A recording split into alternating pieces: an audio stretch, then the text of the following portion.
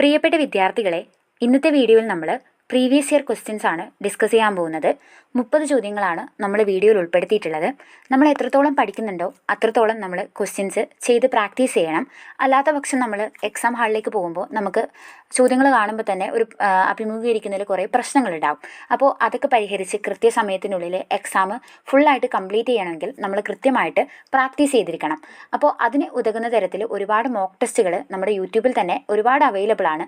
അപ്പോൾ റിസോഴ്സസ് ഒരുപാട് നമുക്കുണ്ട്. അപ്പോൾ നമ്മൾ എല്ലാത്തിനെയും ഉപയോഗപ്പെടുത്തി നന്നായിട്ട് പഠിക്കുക. അപ്പോൾ നമ്മൾ ഇന്നത്തെ വീഡിയോയിൽ 30 ചോദ്യങ്ങളാണ് ഉൾപ്പെടുത്തിയിട്ടുള്ളത്. 30 ചോദ്യങ്ങളും ഇമ്പോർട്ടൻ്റ് ആണ്. നമ്മൾ ചോദ്യങ്ങളുടെ ഭാഗമായിട്ട് വരുന്ന SCERT ചാപ്റ്ററുകളും പറഞ്ഞു പോകുന്നുണ്ട്. അപ്പോൾ നമുക്ക് ചോദ്യങ്ങളിലേക്ക് പോകാം. ഒന്നാമത്തെ ചോദ്യം, സമുദ്രനിരപ്പിൽ നിന്ന് ഏകദേശം 75 മീറ്റർ കൂടുതൽ ദൂരമുള്ള കേരളത്തിൻ്റെ ഭൂപ്രദേശം ഏതാണ്? സമുദ്രനിരപ്പിൽ നിന്ന് ഏകദേശം 75 മീറ്റർ കൂടുതൽ ഉയരമുള്ള കേരളത്തിൻ്റെ ഭൂപ്രദേശം ഏതാണ്? ഉത്തരം മലനാട്.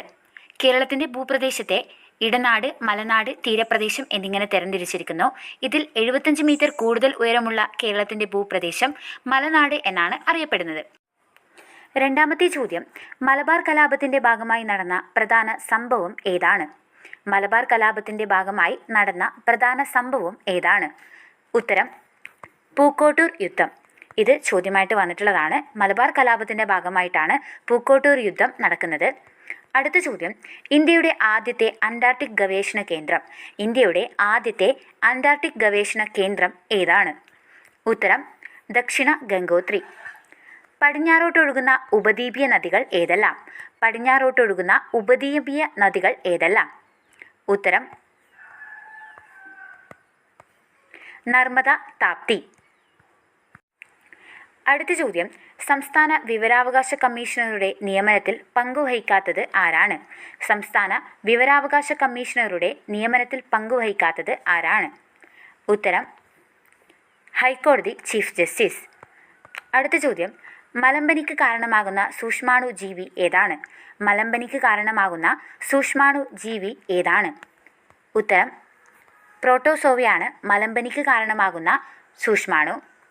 ഏത് പഞ്ചവത്സര പദ്ധതി കാലത്താണ് ഖാദി ഗ്രാമ വ്യവസായ കമ്മീഷൻ സ്ഥാപിതമായത്? ഏത് പഞ്ചവത്സര പദ്ധതി കാലത്താണ് ഖാദി ഗ്രാമ വ്യവസായ കമ്മീഷൻ സ്ഥാപിതമായത്? ഉത്തരം രണ്ടാം പഞ്ചവത്സര പദ്ധതി. അടുത്ത ചോദ്യം, നിസ്സഹരണ സമരത്തിൻ്റെ പ്രഖ്യാപിത ആശയങ്ങളിൽ ഉൾപ്പെടാത്തത്. നിസ്സഹരണ സമരത്തിൻ്റെ പ്രഖ്യാപിത ആശയങ്ങളിൽ ഉൾപ്പെടാത്തത് ഏതാണ്? ഉത്തരം കൃഷിയിടങ്ങൾ തരിച്ചിടുക. ഇതാണ് നിസ്സഹരണ സമരത്തിൻ്റെ പ്രഖ്യാപിത ആശയങ്ങളിൽ ഉൾപ്പെടാത്തത്. നികുതി നൽകാതിരിക്കുക, തിരഞ്ഞെടുപ്പുകൾ ബഹിഷ്കരിക്കുക, ബ്രിട്ടീഷ് പുരസ്കാരങ്ങൾ തിരികെ നൽകുക, വക്കീലന്മാർ കോടതികൾ ബഹിഷ്കരിക്കുക, അതേപോലെ വിദേശ വസ്തുക്കൾ ബഹിഷ്കരിക്കുക, വിദ്യാർത്ഥികൾ ഇംഗ്ലീഷ് വിദ്യാലയങ്ങൾ ബഹിഷ്കരിക്കുക എന്നിവയൊക്കെ നിസ്സഹരണ സമരത്തിൻ്റെ പ്രഖ്യാപിത ആശയങ്ങളിൽ ഉൾപ്പെടുന്നതാണ്. ഇന്ത്യൻ നാഷണൽ കോൺഗ്രസും ഗാന്ധിജിയുടെയും നേതൃത്വത്തിൽ നടന്ന ആദ്യത്തെ ദേശീയ പ്രക്ഷോഭമാണ് നിസ്സഹരണ സമരം എന്ന് പറയുന്നത്. സമരവും സ്വാതന്ത്ര്യവും എന്ന് പറയുന്ന 10ാം ക്ലാസ്സിലെ സോഷ്യൽ സയൻസിലെ ഒരു ഫ്ലോ ചാർട്ടാണ്. ഈ ഫ്ലോ ചാർട്ടിൽ നൽകിയിട്ടുള്ള ആശയങ്ങളുണ്ട്, അത് തന്നെയാണ് അതേപോലെ റിപ്പീറ്റ് ആയിട്ട് ചോദിച്ചിട്ടുള്ളത്. അപ്പോൾ എല്ലാ ഫ്ലോ ചാർട്ടുകളും നിർബന്ധമായിട്ടും നോക്കിയിരിക്കണം. അടുത്ത ചോദ്യം, സൂര്യതാപം ഭൂമിയിലെത്തുന്ന രീതി ഏതാണ്? സൂര്യതാപം ഭൂമിയിലെത്തുന്ന രീതി ഏതാണ്? ഉത്തരം വികിരണമാണ്. അപ്പോൾ ഇത് വരുന്നത് SCERTയിലെ 7ാം ക്ലാസ് SCERTയിലെ അടിസ്ഥാന ശാസ്ത്രത്തിലെ താപം ഒഴുകുന്ന വഴികൾ എന്ന് പറയുന്ന ചാപ്റ്ററിൽ നിന്നാണ്. വികിരണം, അതേപോലെ സംവഹനം, ചാലനം ഇവയെപ്പറ്റി ആ ചാപ്റ്ററിനകത്ത് ഡീറ്റെയിൽ ആയിട്ട് പറഞ്ഞിട്ടുണ്ട്. വികിരണം എന്ന് പറയുന്നത് മാധ്യമത്തിൻ്റെ സഹായമില്ലാതെ തന്നെ താപം പ്രേഷണം ചെയ്യപ്പെടുന്ന രീതിയെയാണ് വികിരണം എന്ന് പറയുന്നത്. മിനുസമുള്ള പ്രതലം വികിരണ താപത്തെ പ്രതിഫലിപ്പിക്കുകയും ചെയ്യുന്നുണ്ട്. അപ്പോൾ സൂര്യതാപം ഭൂമിയിലെത്തുന്നത്, അതേപോലെ പ്രകാശിച്ചുകൊണ്ടിരിക്കുന്ന വൈദ്യുത ബൾബിൽ നിന്ന് താപം താഴെ എത്തുന്നത്, ഇൻക്യുബേറ്ററിൽ മുട്ട വിരിയുന്നത്, തീ കായുമ്പോൾ നമുക്ക് താപം ലഭിക്കുന്നത്, ഇതൊക്കെ വികിരണത്തിൻ്റെ ഉദാഹരണങ്ങളാണ്. മാധ്യമത്തിൻ്റെ സഹായമില്ലാതെ തന്നെ താപം പ്രേഷണം ചെയ്യപ്പെടുന്ന രീതിക്കാണ് വികിരണം എന്ന് പറയുന്നത്. അതേപോലെ തന്നെ സംവഹനം, അത് തന്മാത്രകളുടെ സ്ഥാനമാറ്റം മുഖേന താപം പ്രേഷണം ചെയ്യപ്പെടുന്ന രീതിയാണ് സംവഹനം. ചലനം എന്ന് പറയുന്നത് ഖരവസ്തുക്കളിലാണ് ചാലനം വഴി താപം പ്രേഷണം ചെയ്യപ്പെടുന്നത്. തന്മാത്രകളുടെ യഥാർത്ഥത്തിലുള്ള സ്ഥാനമാറ്റം ഉണ്ടാകാതെ തന്നെ താപം പ്രേഷണം ചെയ്യപ്പെടുന്ന രീതിക്കാണ് ചാലനം എന്ന് പറയുന്നത്. അപ്പോൾ വികിരണവും സംവഹനവും ചാലനവും ഒരുപാട് തവണ PSC ചോദിച്ചിട്ടുള്ള ചോദ്യങ്ങളാണ്, ഇമ്പോർട്ടൻ്റ് ആണ്. നമുക്ക് അടുത്ത ചോദ്യത്തിലേക്ക് പോകാം. അടുത്ത ചോദ്യം, നിബന്ധമാല എന്ന ദേശാഭിമാന ബോധം തുളുമ്പുന്ന കൃതി ഏതു ഭാഷയിൽ രചിക്കപ്പെട്ടതാണ്? നിബന്ധമാല എന്ന ദേശാഭിമാന ബോധം തുളുമ്പുന്ന കൃതി ഏതു ഭാഷയിൽ രചിക്കപ്പെട്ടതാണ്? ഉത്തരം മറാത്തിയാണ്. വിഷ്ണുകൃഷ്ണ ചിപ്ലങ്കറിൻ്റെ മറാത്തി ഭാഷയിൽ രചിക്കപ്പെട്ട കൃതിയാണ് നിബന്ധമാല. SCERT 10ാം ക്ലാസ്സിലെ സംസ്കാരവും ദേശീയതയും, സോഷ്യൽ സയൻസിലെ സംസ്കാരവും ദേശീയതയും എന്ന് പറയുന്ന ചാപ്റ്ററിനകത്ത് കൊടുത്തിട്ടുള്ള ഒരു ടേബിളിലാണ് ഈ കൃതിയെപ്പറ്റി പറയുന്നത്. ഇന്ത്യൻ ദേശീയതയുടെ ആവിർഭാവത്തിന് വഴിതെളിച്ച സാഹിത്യകാരന്മാരും അവരുടെ കൃതികളെ പറ്റിയിട്ടും ഡീറ്റെയിൽ ആയിട്ട് അതിനകത്ത് പറഞ്ഞിട്ടുണ്ട്. ആ ഒരു ടേബിളിൽ നിന്ന് തന്നെ ഒരുപാട് ചോദ്യങ്ങൾ വന്നിട്ടുണ്ട്. അതിൽ രവീന്ദ്രനാഥ ടാഗോറിൻ്റെയും പ്രേംചന്ദിൻ്റെയും വള്ളത്തോളിൻ്റെയും ഒക്കെ കൃതികളുണ്ട്. അപ്പോൾ അതൊക്കെ ഒരുപാട് തവണ ചോദിച്ചിട്ടുള്ളതാണ്. ആ ടേബിൾ ഇമ്പോർട്ടൻ്റ് ആണ്. നമുക്ക് അടുത്ത ചോദ്യത്തിലേക്ക് പോകാം. അടുത്ത ചോദ്യം, ചുവടെ കൊടുത്തിരിക്കുന്നവയിൽ ഏതിനൊക്കെയാണ് മനുഷ്യൻ്റെ ശ്രവണപരിധിയേക്കാൾ താഴ്ന്ന ആവൃത്തിയിലുള്ള ശബ്ദം ശ്രവിക്കാൻ കഴിയുക? ചുവടെ കൊടുത്തിരിക്കുന്നവയിൽ ഏതിനൊക്കെയാണ് മനുഷ്യൻ്റെ ശ്രവണപരിധിയേക്കാൾ താഴ്ന്ന ആവൃത്തിയിലുള്ള ശബ്ദം ശ്രവിക്കാൻ കഴിയുക? ഓപ്ഷൻസ് നൽകിയിട്ടുണ്ട്: നായ, പ്രാവ്, ആന, വവ്വാൽ. അപ്പോൾ ഇതിലേതിലൊക്കെയാണ് മനുഷ്യൻ്റെ ശ്രവണപരിധിയേക്കാൾ കുറഞ്ഞ ആവൃത്തിയിലുള്ള സൗണ്ട് കേൾക്കാൻ സാധിക്കുന്നത്? ഉത്തരമായിട്ട് വരുന്നത് 2ഉം 3ഉമാണ്. അതായത് പ്രാവും അതേപോലെ ആനയ്ക്കുമാണ് മനുഷ്യൻ്റെ ശ്രവണപരിധിയേക്കാൾ താഴ്ന്ന ആവൃത്തിയിലുള്ള ശബ്ദം ശ്രവിക്കാൻ സാധിക്കുന്നത്.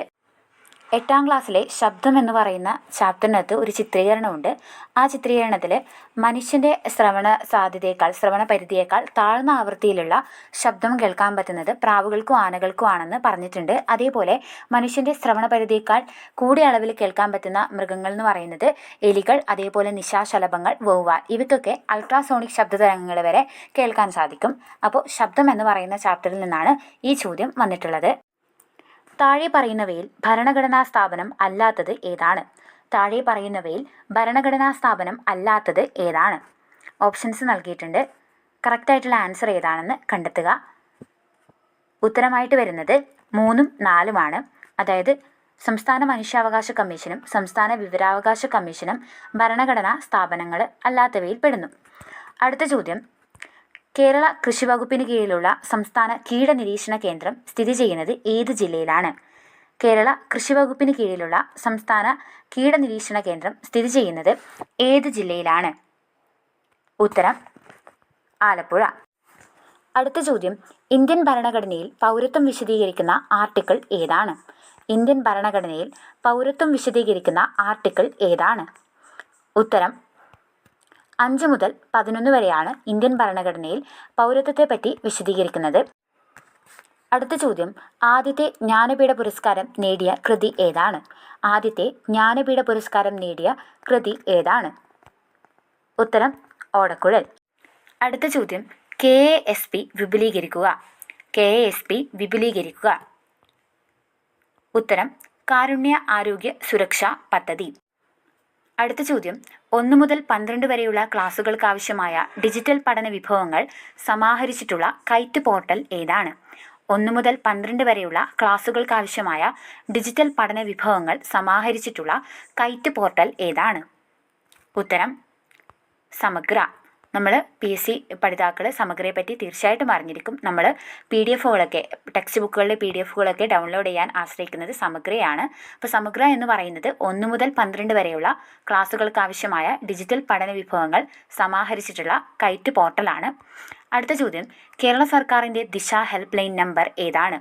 കേരള സർക്കാരിൻ്റെ ദിശ ഹെൽപ്പ് ലൈൻ നമ്പർ ഏതാണ്? ഉത്തരം 1056 ആണ്. 1056 ആണ് കേരള സർക്കാരിൻ്റെ ദിശ ഹെൽപ്പ് ലൈൻ നമ്പർ. അടുത്ത ചോദ്യം, സൂര്യൻ്റെ പര്യായ പദമല്ലാത്തത് ഏതാണ്? സൂര്യൻ്റെ പര്യായ പദം അല്ലാത്തത് ഏതാണ്? ഉത്തരം സോമൻ. അടുത്ത ചോദ്യം, ഇന്ത്യൻ ഭരണഘടന അനുച്ഛേദം 25 മുതൽ 28 വരെയുള്ള ഭാഗങ്ങളിൽ ഏത് മൗലികാവകാശത്തെക്കുറിച്ചാണ് പ്രതിപാദിക്കുന്നത്? ഇന്ത്യൻ ഭരണഘടന അനുച്ഛേദം 25 മുതൽ 28 വരെയുള്ള ഭാഗങ്ങളിൽ ഏത് മൗലികാവകാശത്തെക്കുറിച്ചാണ് പ്രതിപാദിക്കുന്നത്? ഉത്തരം മതസ്വാതന്ത്ര്യത്തിനുള്ള അവകാശത്തെ പറ്റിയിട്ടാണ് അനുച്ഛേദം 25 മുതൽ 28 വരെ പ്രതിപാദിക്കുന്നത്. അടുത്ത ചോദ്യം, സ്വകാര്യതയുടെ ലംഘനവുമായി ബന്ധപ്പെട്ട IT ആക്ട് 2000 സെക്ഷൻ ഏതാണ്? സ്വകാര്യതയുടെ ലംഘനവുമായി ബന്ധപ്പെട്ട IT ആക്ഷൻ 2000 സെക്ഷൻ ഏതാണ്? ഉത്തരം സെക്ഷൻ 66 ആണ്. അടുത്ത ചോദ്യം, വെബ് പേജുകളിലെ കീവേഡുകളെ കണ്ടുപിടിക്കാൻ സെർച്ച് എഞ്ചിൻ വെബ്സൈറ്റുകൾ ഉപയോഗിക്കുന്ന പ്രോഗ്രാം ഏതാണ്? വെബ് പേജുകളിലെ കീവേഡുകളെ കണ്ടുപിടിക്കാൻ സെർച്ച് എഞ്ചിൻ വെബ്സൈറ്റുകൾ ഉപയോഗിക്കുന്ന പ്രോഗ്രാം ഏതാണ്? ഉത്തരം സ്പൈഡർ. അടുത്ത ചോദ്യം, ഇന്ത്യയിൽ ഏറ്റവും കൂടുതൽ ബോക്സൈറ്റ് ഉൽപ്പാദിപ്പിക്കുന്നത് താഴെ പറയുന്നവയിൽ ഏത് സംസ്ഥാനമാണ്? ഇന്ത്യയിൽ ഏറ്റവും കൂടുതൽ ബോക്സൈറ്റ് ഉൽപ്പാദിപ്പിക്കുന്നത് താഴെ പറയുന്നവയിൽ ഏത് സംസ്ഥാനമാണ്? ഉത്തരം ഒഡീഷ. ലോക വ്യാപാര സംഘടന സ്ഥാപിതമായ വർഷം ഏതാണ്? ലോക വ്യാപാര സംഘടന സ്ഥാപിതമായ വർഷം ഏതാണ്? ഉത്തരം 1995. താമര അധികം കുളം ഇവ ചേർത്തെഴുതുമ്പോൾ ഏത് സന്ധിയിൽ വരുന്നു? താമര അധികം കുളം ഇവ ചേർത്തെഴുതുമ്പോൾ ഏത് സന്ധിയിലാണ് വരുന്നത്? ഉത്തരം ദ്വിത്വസന്ധി. താമര അധികം കുളം എന്ന് പറയുന്നത് താമരക്കുളമാണ്. അവിടെ ക ഇരട്ടിക്കുകയാണ് ചെയ്യുന്നത്. അതുകൊണ്ട് തന്നെ ദ്വിത്വസന്ധി. അടുത്ത ചോദ്യം, സിക്കിമിനെയും ടിബറ്റിനെയും തമ്മിൽ ബന്ധിപ്പിക്കുന്ന ചുരം ഏതാണ്? സിക്കിമിനെയും ടിബറ്റിനെയും തമ്മിൽ ബന്ധിപ്പിക്കുന്ന ചുരം ഏതാണ്? ഉത്തരം നാഥുല ചുരം. താഴെ പറയുന്നവയിൽ ദഹനത്തിന് വിധേയമാകാത്ത പോഷക ഘടകം ഏതാണ്? താഴെ പറയുന്നവയിൽ ദഹനത്തിന് വിധേയമാകാത്ത പോഷക ഘടകം ഏതാണ്? ഉത്തരം ധാതുക്കൾ. അടുത്ത ചോദ്യം, ഫേനത്തെ ആവരണം ചെയ്തു കാണുന്ന സ്തരം ഏതാണ്? ഫേനത്തെ ആവരണം ചെയ്തു കാണുന്ന സ്തരം ഏതാണ്? ഉത്തരം tonoplast. While I was going to the market I dash my friend. ഇവിടെ വരുന്ന പദം ഏതാണ്? While I was going to the market I dash my friend. ഇവിടെ വിട്ട ഭാഗം ഒന്ന് പൂരിപ്പിക്കുക. ഉത്തരമായിട്ട് വരുന്നത് മെറ്റ്.